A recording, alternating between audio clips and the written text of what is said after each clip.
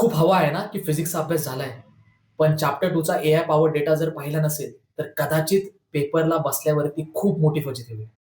AI दादाचा report नीट बघा. गेल्या 5 वर्षामध्ये बर्नौली थिअरम एकदाही विचारला गेलेला नाहीये. पण 2026 च्या पेपरमध्ये हाच प्रश्न तुमची झोप उडवू शकतो का?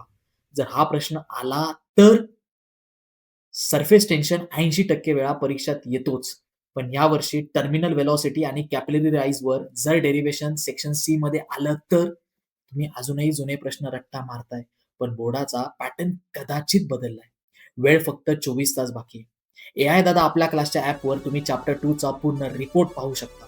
2026 चे 7 मोस्ट आय-एम-पी पेपर्स रिवाईज करू शकता.